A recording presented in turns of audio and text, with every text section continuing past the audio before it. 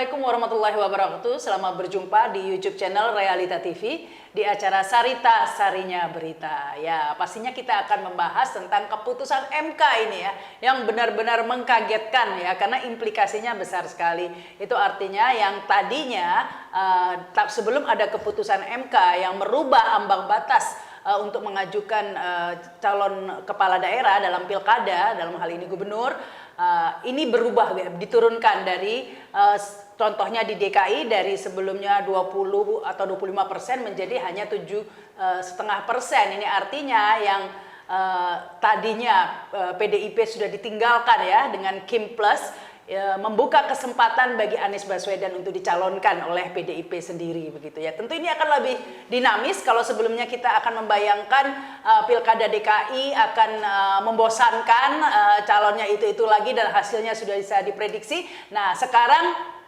tunggu dulu ya, karena masih akan ada perubahan-perubahan. Tapi tentu saja yang namanya dinamis ini masih banyak juga perubahannya, karena hari ini pun DPR tengah rapat begitu ya. Apa yang akan dilakukan DPR? Apakah akan ada perlawanan terhadap keputusan MK yang kontroversial ini ya? Karena selain merubah ambang batas juga menegaskan ya batas usia untuk menyalonkan menjadi gubernur, yaitu 30 tahun saat mendaftarkan. Itu artinya Kaisang tidak bisa daftar begitu ya.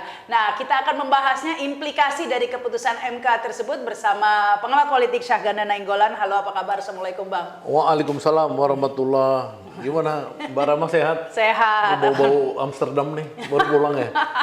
Udah lama Bang. Tapi yang ini nih Bang, bau-bau ini yang lebih seru. Ini apa baunya sih Bang ya? Kok bisa tiba-tiba MK mengeluarkan keputusan ini? Terus terang saya kaget. Karena sefaham saya, semua lembaga negara ini kan, semua lembaga negara, partai politik, DPR, semua kan di dalam kendali you know who gitu kan. Nah, ini kok tiba-tiba emang ada yang kecolongan atau gimana nih Bang? Ya, saya pikir kan ini soal MK, keputusan MK 60 dan 70 ini kan soal dua nama, ya, Anies dan Kaisang kan gitu. Ya, Anies ini dimenangkan kepentingannya oleh MK, ya kan, melalui keputusan nomor 60 itu, dan Kaisang dikalahkan dengan keputusan 70 tentang batas usia tadi. Nah, Kaisang itu seandainya MK ini tidak dilawan oleh Jokowi dan rejimnya dan DPR yang sudah brutal untuk bersama Jokowi, itu pasti MK ini udah mengatakan Kaisang itu goodbye. Ya kan, karena usianya itu ya tidak bisa ditafsirkan, karena di halaman resmi MK sudah dijelaskan oleh Saldi Isra ya bahwa keputusan itu mengikat bahwa umur itu pada saat pendaftaran, ya umur 30 itu, jadi bukan ini saat dilantik. Bukan saat dilantik, jadi udah selesai goodbye. Tapi kalau orang tuh anti demokrasi ya silakan kan gitu kan. Masih ditafsirkan. Tafsirkan lagi. Nah, yang urusan Anies ini artinya Anies dan PDI yang selama ini menggembar-gemborkan ya, PDI sendiri menggembar-gemborkan ya bahwa mereka akan dukung Anies bahkan Said itu orang PDI itu kan udah mengumumkan bahwa dua nama kan, Anies bersama wakilnya dari PDI apa Priyatna atau apa namanya? Rano Karno bukan? Bukan Rano Karno yang diumumkan oleh Said Abdullah, ya kan? Nah, artinya mereka dapat peluang lagi, Anies ini dapat peluang lagi. Yang Anies tadinya diblok ya kan oleh kartel politik, ya, oligopoli politik ini, ya, untuk tidak bisa maju kontestasi. Nah, kalau ini misalkan keputusan MK ini kita nilai apa? Ini nilai demokrasi masih ada. Jadi MK ini sebagai produk reformasi 1998, dia masih berusaha menjaga agar demokrasi ada. Kalau Jakarta dan pasti beberapa daerah lainnya banyak calon kotak kosong, ya, atau calon quote and quote boneka, itu kan sedih bangsa ini. Masa pada saat Prabowo mau dilantik presiden nanti hadiahnya adalah kehancuran demokrasi. Betapa malunya Prabowo di mata seluruh dunia ya pada saat dia naik jadi presiden, demokrasi udah hancur gitu loh. Apalagi ini DKI begitu, bayangkan kota sebesar DKI yang ya mantan ibu kota, ya. itu lawannya kota kosong begitu. Betul, atau calonnya calon boneka. Ini kan sangat memalukan sekali ya, sekelas DKI-nya saja seperti itu, apalagi yang di daerah-daerah ya. Nah, tapi kan MK ini pernah membuat keputusan even untuk skup nasional dalam Pilpres kemarin yang cukup dengan Paman Usmannya begitu ya. Ya. Apakah sekarang Paman Usman ini sudah nggak berperan lagi nih ya, Bang Ganda ya? Jadi lebih Ya, kayak lebih kalau objektif MK dalam hal ini. menurut saya gini ya, MK ini pertama tentu ada apa namanya spirit independensinya. Ini kan saya lihat kan dokter-dokter, profesor ahli hukum yang luar biasa. Saya waktu lihat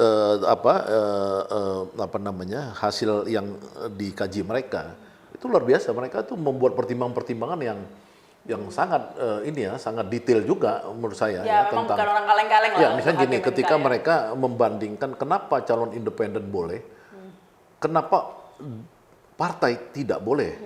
Ya kan, calon independen kan langsung suara rakyatnya Iya, dengan 7,5%. ya kenapa ini nggak boleh misalnya itu kan sorry maaf artinya mereka tuh detail lah bagus. Jadi kita lihat bahwa satu dari MK-nya itu ada spirit untuk menjaga demokrasi. Yang kedua kita melihat ini apakah Jokowi ini sudah pudar atau tidak. Ya kan, kalau yang tadi Jokowi mengendalikan MK di saat mau Pilpres, ya misalkan sampai bisa meloloskan MK keputusan nomor 90, Gibran itu bisa tiba-tiba masuk pada saat setelah proses pendaftaran berlangsung ya. Kalau ini kan belum pendaftaran nih, masih tanggal 27 pendaftaran kan. Ini sekarang yang dulu udah. Kalau seandainya misalkan kita lihat dia dulu begitu kuat, mungkin sekarang dia sudah jadi mulai melemah. Ya, tentu Indikasinya melemah. indikasinya melemah. Apakah misalkan keputusan MK ini tidak diketahui oleh Jokowi dan oleh Prabowo? Menurut saya pasti diketahui. Sebelum mereka mutusin pasti diketahui. Cuman apakah Jokowi misalkan mau membalas, saya lihat dia mau membalas kan dengan bergeraknya rejim DPR apa segala ini. Apakah Prabowo misalkan mengetahui dia mencegah? Nah ini yang saya belum dapat ini clue ya, tapi saya yakin bahwa mereka tahu dan saya yakin Prabowo juga punya kepentingan terhadap adanya demokrasi di Indonesia ini gitu. Jadi kalau bisa disimpulkan, Bang, ya memang iyalah kapasitas hakim MK sebenarnya tidak diragukan lagi ya. Tapi kita tidak memungkiri track record MK yang dulu pernah Ya, ada tekanan politik luar melakukan keputusan-keputusan konyol gitu ya. Tapi kalau sekarang saya rasa bukan lebih alasan yang kedua tadi yang Bang Ganda, lebih ke alasan bahwa ada dua nama lainnya lagi itu sebenarnya ini mencerminkan persaingan Jokowi Prabowo begitu Bang ya. Ya, karena gini, karena kan Prabowo ini nggak punya kepentingan terhadap Ridwan Kamil secara kuat. Ya, walaupun dia masuk di Kim itu, Ridwan Kamil ini kan pernah mengkhianati dia di Bandung. Dia kan dulu kan kader Gerindra jadi wali kota Bandung. Terus nyebrang ke Nasdem. Iya kan, untuk jadi gubernur dan lain-lain gitu. Artinya Prabowo kan tidak merasa itu kadernya dia. Beda kayak Deddy Mulyadi yang sekarang di Jawa Barat tuh kader Gerindra, ya kan. Kemudian di Banten Andrea Soni ya itu juga kader Gerindra. Itu mungkin dia ada kepentingan. Kalau ini kan dia nggak punya kepentingan, wakilnya juga enggak. Dia hanya menjaga yang namanya itu spirit kebersamaan, tapi cuma sekedar itu. Jadi silaturahmi aja. Silaturahmi. Jadi kalau ada muncul misalkan PDI, buat dia itu satu keberuntungan karena PDI akan menilai Prabowo ini pemimpin demokrasi. Dan sejarah mencatat ya lebih banyak sebenarnya pertolongan ya bukan pertolongan maksudnya itu kebaikan Megawati terhadap Prabowo dibanding kebaikan Jokowi terhadap Prabowo. Ya kan, untuk apa misalkan Prabowo misalkan membenci Megawati, kan Prabowo kan dulu susah pulang ke Indonesia. Yang berjasa Taufik Kemas dan Megawati. Iya, yang Megawati yang mengizinkan dia pulang kembali, kemudian Megawati mengajak dia jadi wakil presiden, calon wakil presiden sehingga dia tumbuh menjadi tokoh politik nasional secara cepat. Ya, padahal dia di konvensi Golkar kan kalah Prabowo, misalnya kayak gitu. Nah, artinya dia itu kan pasti merasa Megawati itu adalah orang baik bagi dirinya. Kalau Jokowi walaupun dia memenangkan, tapi kan sebenarnya kan memenangkan setelah dicurangi 2019 kan gitu. Jadi artinya buat dia ya impas lah gitu ya. Udah lu udah dukung gua tapi lu dulu nyolong suara gua kan kira-kira gitu kan, kira-kira nih gitu. Jadi menurut saya sih Prabowo sekarang ini mungkin dalam politik yang MK ini seandainya dia tahu dia tidak mencegah. Dia tidak mengerahkan kekuatannya untuk mencegah MK untuk ini gitu. Yang kedua Padahal bisa ini, jadi. tapi ini kan bisa menguntungkan Anies ya, seandainya PDIP mau mengusung Anies. Tapi membuka celah lah bagi Anies untuk maju. Tapi Anies sendiri kan sebenarnya bisa jadi ancaman bagi Prabowo di 2029 nanti. Iya, Prabowo ini kan punya dua ancaman. Kalau lihatnya dari sisi ancaman ya. Ancaman sebelum 2029 dan ancaman 2029. 2024. Iya bukan, Sekarang maksudnya dalam gini, artinya kan ini kan 2029 kan bicara next Iya, next election. election. Kan? Kalau bicara sekarang apa Prabowo nggak punya beban banyak nih?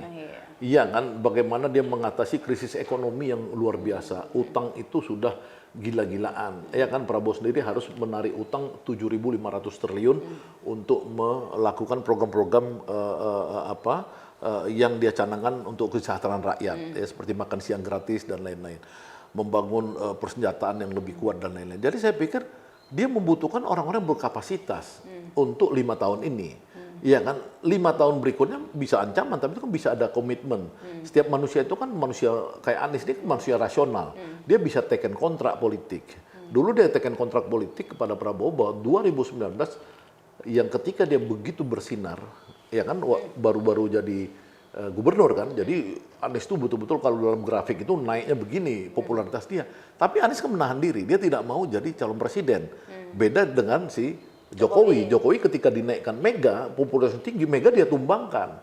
Ya kan, akhirnya PDI terpaksa dukung Jokowi. Ya quote and quote kan Jokowi mengkhianati Mega di saat 2019, sementara 2014 ya 14 kan waktu itu kalau kita tahu hampir semua grafik survei paling tinggi adalah si Mega waktu itu. Mega dan Prabowo saingan, tiba-tiba Mega disalib oleh Jokowi. Nah, Anies nggak melakukan itu. Jadi orang banyak salah persepsi. Anies itu berkomitmen pada Prabowo itu 2019 tidak akan maju ketika dia populernya. Nah, tapi 2024 dia nggak ada perjanjian.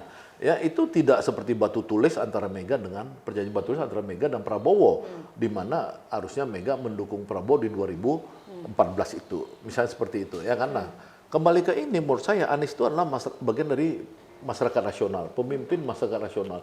Yang Prabowo sama Anies, apabila berunding, dia pasti Anies bersedia untuk menjadi orang yang menahan diri di 2029. Minimal sudah membuktikan tidak ingkar janji lah. Ya. Tidak ingkar janji di 2019. Iya. Ya. Tidak ingkar janji. Untuk tidak calon presiden ketika dia populer begitu. Itu sudah ditepati lah. Ditepatin.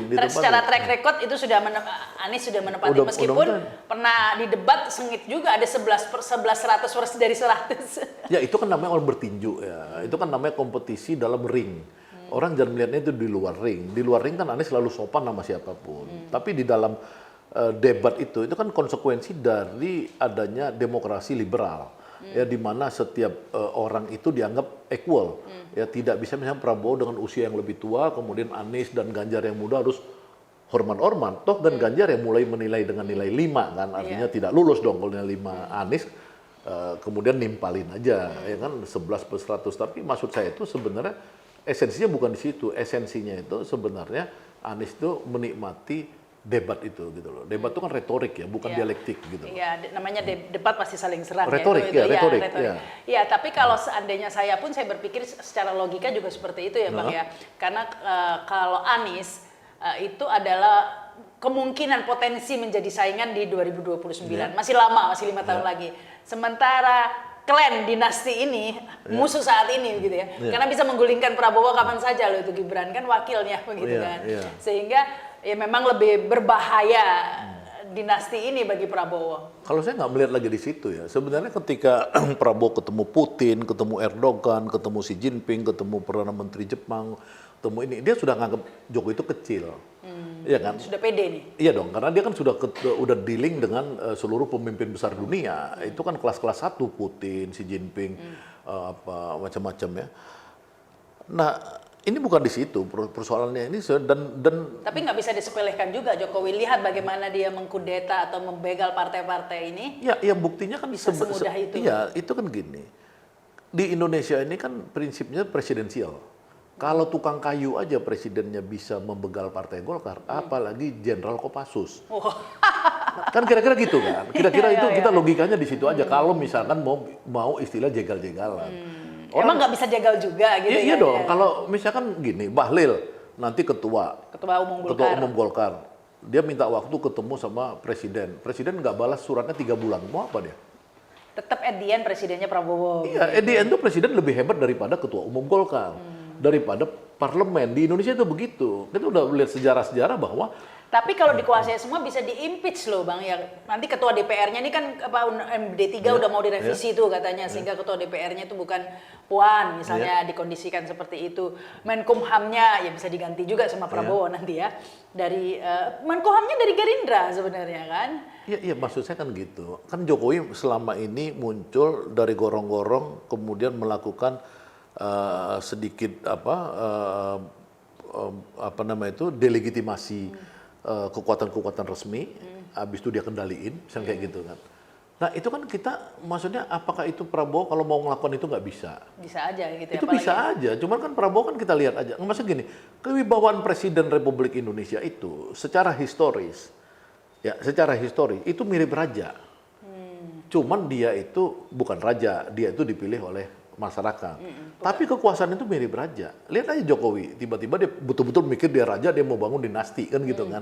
Nah, SBY enggak, SBY dia enggak bangun dinasti. Dia waktu anak-anaknya selesai baru anaknya dia dorong masuk ke politik yang ini kan, yang lebih tinggi lah, Gubernur DKI sekarang menteri ya. Kalau dulu ya DPR ya ini. Begitu juga Megawati. Ya, Megawati ketika dia presiden tidak dia dorong Puan untuk setinggi langit. Ya kan begitu juga Soeharto setelah 32 tahun dia presiden baru Mbak Tutut di ini Mensos. Tapi kalau Jokowi ini kan rada-rada gila sedikit. Dia pengen cepet-cepet anaknya jadi wapres, dia nggak ngerti karena dia tukang mebel. Prinsipnya dia nggak ngerti apolitis gitu loh. Tapi kalau Prabowo menurut saya dia pasti ngerti politik, dia orang tentara, dia punya patriotisme, dia pasti akan menjalankan negara sebagai negara yang benar. Tapi gini sebenarnya kekuatan, kalau saya melihat ketika yang terjadi terhadap Golkar begitu itu sangat luar biasa ya, partai sebesar Golkar gitu bisa dengan mudahnya ya. Nah, tapi ini kan kekuasaan Jokowi tinggal berapa 2 bulan lagi ya. Nah, seandainya itu Oktober nanti begitu, ini kan semua berbalik meskipun Jokowi bahlilnya menjadi ketua umum Golkar atau menempatkan orang-orangnya, tapi itu kan semua bisa dimentahkan semua oleh Prabowo ya. Ya, makanya kekuatan itu akan hilang semua. Makanya gini, segede Golkar aja, untuk Jokowi yang tinggal sisa 2 bulan, masih bisa dihancurin. Kenapa? Artinya partai-partai ini tidak melakukan kaderisasi politik secara benar. Ya kan, partai-partai ini gagal menghadirkan kader-kader yang punya kewibawaan menjaga partainya. Dan penegakan hukumnya juga diperalat. Ya, kira-kira gitu. Waktu zaman Jokowi quote and quote Muldoko yang mana yang benar, ingin merebut Demokrat, itu ada penunggunya di situ, nama SBY. Makanya mereka kalah kuat, ya kan? Itu udah buat kongres tandingan apa segala kalah kuat karena ada SBY.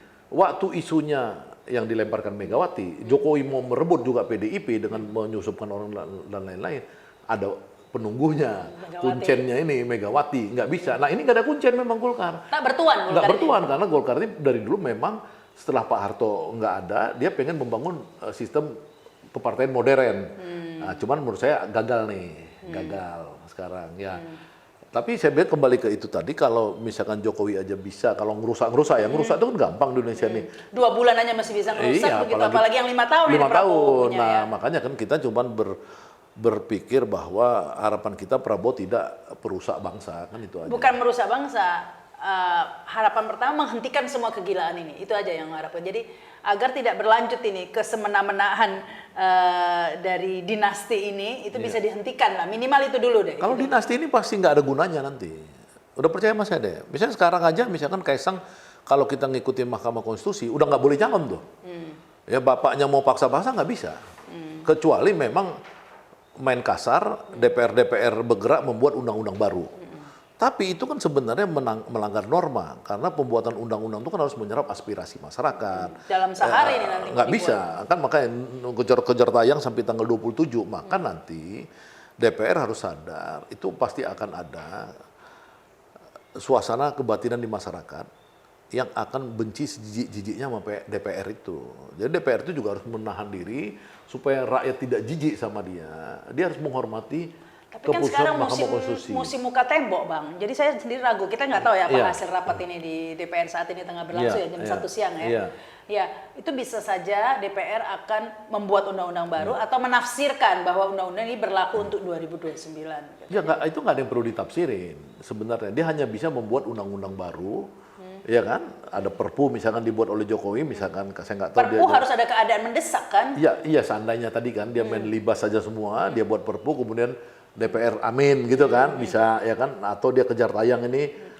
Undang-undang kan tinggal perbaikin berapa pasal, aklamasi pukul ketok palu misalnya gitu.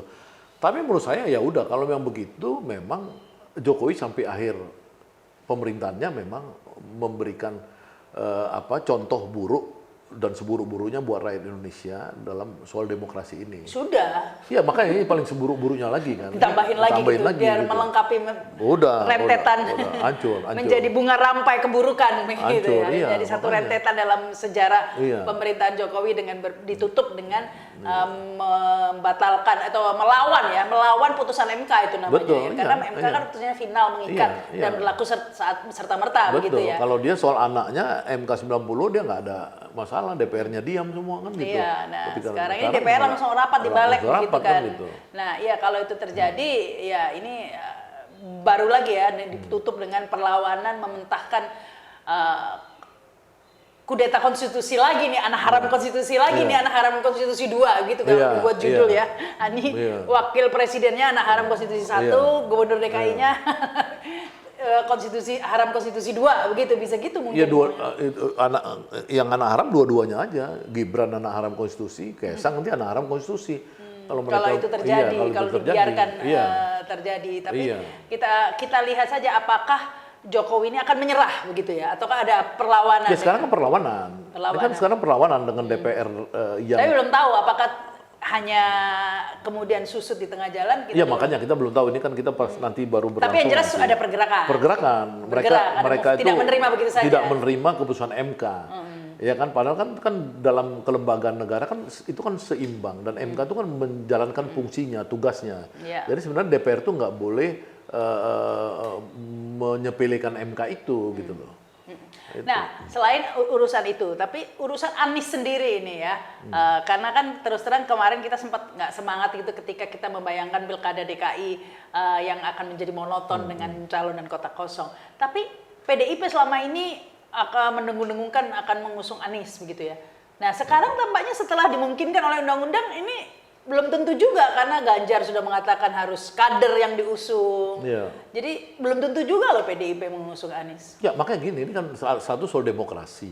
Yang kita tadi mengapresiasi adanya demokrasi kan. Itu belum kita bicara sosok kan.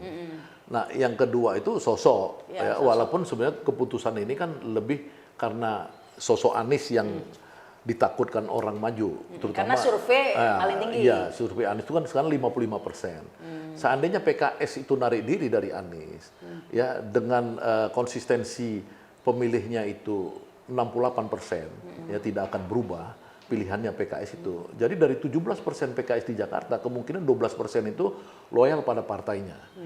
Ya, partainya ini pasti akan dukung Suswono dan Rawon.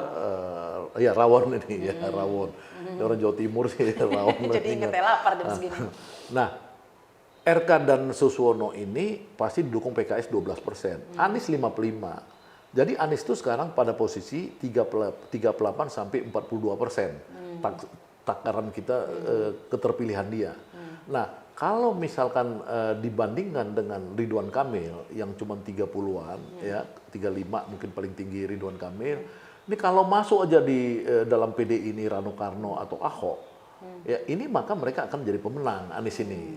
PDI akan menang juga karena dia akan bersama Anies, gitu. Tapi apa mungkin ini PDIP mengusung Anies itu? Ya, karena kan gini, itu kan dua pertimbangannya. Satu, seandainya Ibu Megawati, ya yang akhir-akhir ini kan sudah refleksi terlalu banyak karena dia disakiti oleh orang yang dia besarkan, namanya Joko Widodo, ya kan? Hampir sekjennya ini dipenjara sekarang ini, Hasto. Bayangin itu bagaimana keluarga Bung Karno itu nasibnya. Ya, betapa sedihnya nasibnya di era Jokowi ini. Satu, Ibu Rahmawati, ya, adiknya Megawati, masih jadi tersangka sampai meninggalnya.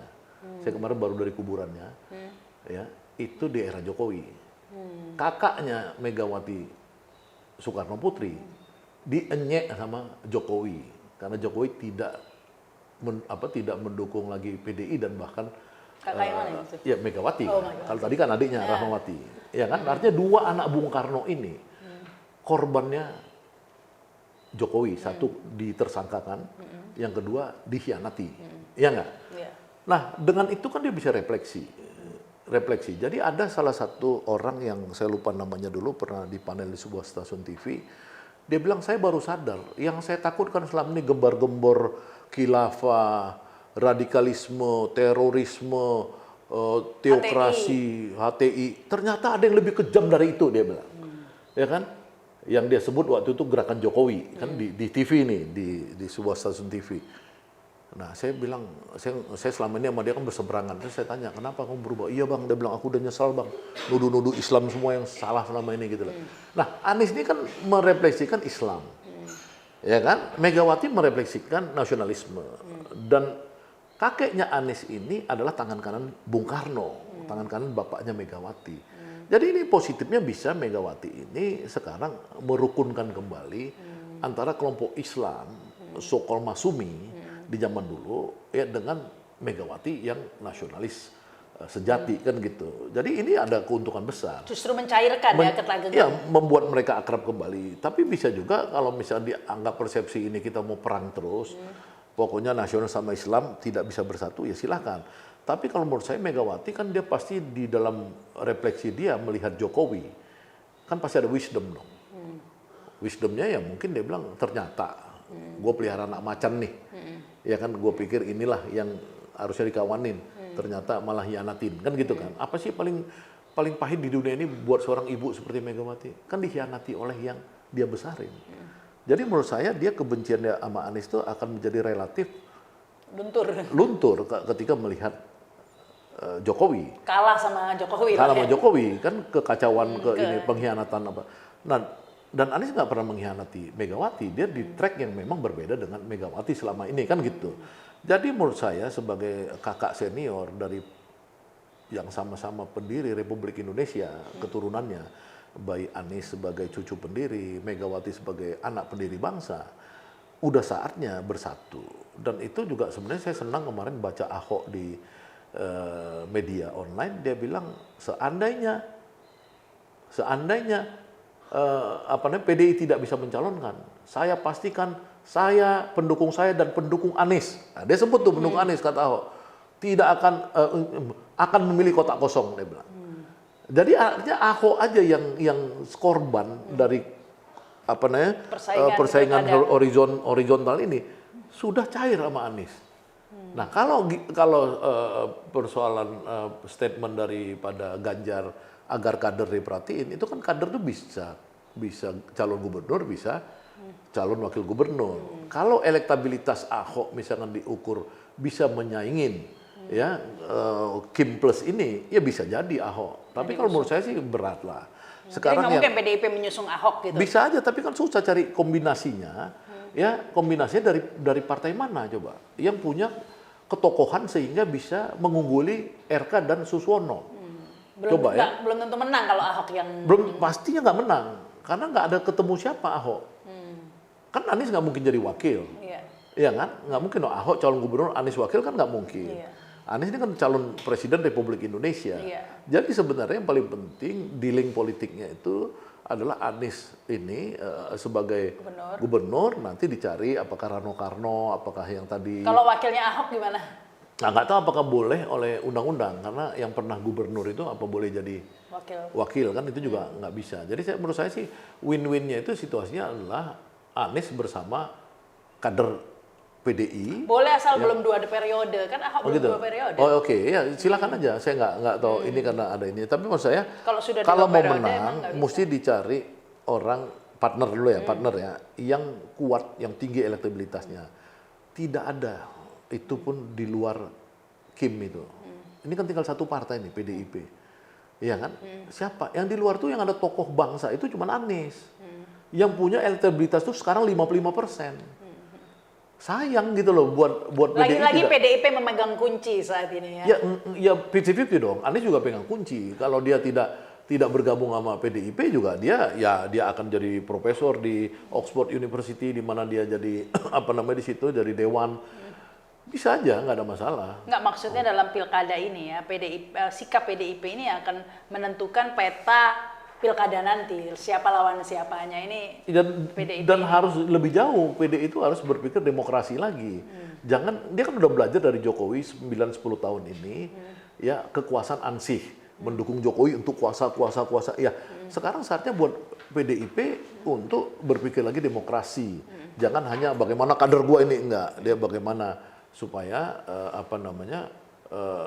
ya inilah demokrasi lah. Jadi jangan lagi mentang-mentang cuma dia yang punya partai yang bisa nyalonin di luar Kim Plus, dia kunci itu, jangan. Menurut saya dialog aja antara Bu Mega dengan Anies, itu dialog. Sekarang saya lihat kan, saya dengar ada Ahmad Basarah itu sering ketemu dengan Pak Anies kan, orang kepercayaan Bu Mega kan. Ya mudah-mudahan dengan Bu Mega bisa pada akhirnya Anies dianggap sebagai anak juga gitu. Jadi sudah pendekatan itu ya, ini agak dari tersiar ada kabar begitu ya, Bang Ganda ya, bahwa memang lobby dengan PDIP dan Anies ini sudah jalan. Jalan, iya jalan. Bahkan tadi dengan Basara sudah bertemu. Iya. Dan dari dulu juga misalkan kayak Hasto apa segala kan udah berbalik sayang sama Anies kan semenjak kasus Jokowi mengkhianati mereka itu gitu loh. Jadi mungkin gara-gara dikhianati Jokowi akhirnya lupalah dengan perbedaan pilihan politik dengan Dan terakhir saya kan mengenal Anies cukup dalam ya tentang pikirannya Anies ya. Dan Anies itu pikiran dia itu sebenarnya tentang Soekarnoisme ya, Marhenisme itu kuat Anies itu. Jadi nggak ada pertentangan di tingkat visi ya, dengan Bu Mega itu nggak ada. Anies itu kuat di visi Marhenismenya kuat ya. Ya, karena apalagi kalau dibandingkan dengan Jokowi ya, karena kalau kata anak sekarang ini, Megawati dengan Jokowi ini sakit tak berdarah begitu ya. Oh iya, nggak berdarah ya? Sakit tak berdarah, sakit. Aduh, tapi kejam ya. Ya karena benar-benar dihianati begitu ya, sehingga sangat mungkin ini PDIP akan memegang peran penting. Kalau pengkhianatan yang paling dalam itu apa ya bahasanya tuh? Udah pengkhianatan paling dalam tapi gitu loh. Iya, makanya ini mungkin momentum ini digunakan sebaik-baiknya oleh PDIP. Tidak mungkin PDIP melepaskan begitu saja momentum ini. Momentum. Jadi Anies jangan lihat person aja, tapi dari banyaknya masyarakat seperti saya dan lain-lain yang ingin ada demokrasi dan ada betul-betul perubahan politik, jangan politik asal-asalan yang saya sebut dalam tulisan saya kemarin, politik demokrasi terpimpin amburadul, nggak jelas. Janganlah kembali lah yang substansial. Jangan sampai kita kembali lagi. Tadinya sebelum ada putusan MK saya bayangkan pilkada di DKI ini sudah kayak zamannya Pak Harto dulu. Kita udah tahu lah ditunjuk, bukan pilkada kan. Udah ditunjuk aja lah, ngapain pilkada? Daripada kota kosong habisin duit, tunjuk aja lah langsung. Tapi Pak Harto dulu, hebatnya Pak Harto, nunjuk orang pasti orang bener. Gitu loh, orang yang kapasitasnya hebat, pikirannya hebat, anti korupsi secara umum. Zaman dulu tuh di daerah-daerah nggak ada korupsi ya, korupsinya terpusat kan dulu kan. Itu orang-orang yang benar. Lihat aja gubernur zaman dulu, ya kan? Ali Sadikin, Sutioso, itu hebat semua gitu loh, ya kan di zaman Pak Harto ya. Kalau sekarang ini yang saya benci ini bukan soal dia itu membangun suatu oligopoli atau keterpimpinan lah. Jadi namanya guided demokrasi. Bukan itunya. Saya sih silakan aja mau Prabowo mau membangun guided demokrasi, tapi pada saat pemilihannya itu ya pilih orang benar lah. Ya kan, jangan orang nggak jelas itu dipilih-pilih jadi calon gubernur. Memang rakyat kita ini nggak ngerti yang dipilih Kim ini pada nggak jelas gitu loh. Sebenarnya kita nggak mengatakan ini Ridwan Kamil dan Rawon tadi nggak jelas ya, tapi yang kita tahu adalah niatan dinasti politik Jokowi yang sudah pasti itu yang nggak jelasnya di situ itu, karena Ridwan Kamil itu nggak jelas untuk Jakarta. Dia sendiri ngomong ke teman saya, kan kita baru-baru ini ada ketemuan di tempat Jumhur. Ridwan Kamil bilang, waduh ngapain ya gua ke Jakarta? Iya, jadi artinya dia merasa udah 60% di Jawa Barat. Dia tuh dicintai di Jawa Barat. Jadi dia ke Jakarta nggak punya agenda. Kan bingung gitu. Dia ini orang yang memang besar dan membesarkan Jawa Barat. Kenapa ini Jokowi tiba-tiba memaksakan Ridwan Kamil ke Jakarta? Ya mungkin kan tadi karena Ridwan Kamil plus Kaisang kan. Itu yang mau didorong dengan politik ya seperti Pilpres lagi mungkin permainannya gitu loh. Tapi kan orang rakyat Jakarta kan udah tahu Ridwan Kamil itu tidak ngerti Jakarta. Masa orang nggak ngerti Jakarta, tidak pernah berpolitik Jakarta, tidak pernah besar secara sosialisasi kehidupan di Jakarta, mau jadi gubernur Jakarta nggak bisa Dulu dong. Jokowi dari Solo bisa. Apanya? Ya Jokowi naik SMK ke sini ke Solo dari makanya Solo ke Jakarta. disitulah mulai rusaknya kan.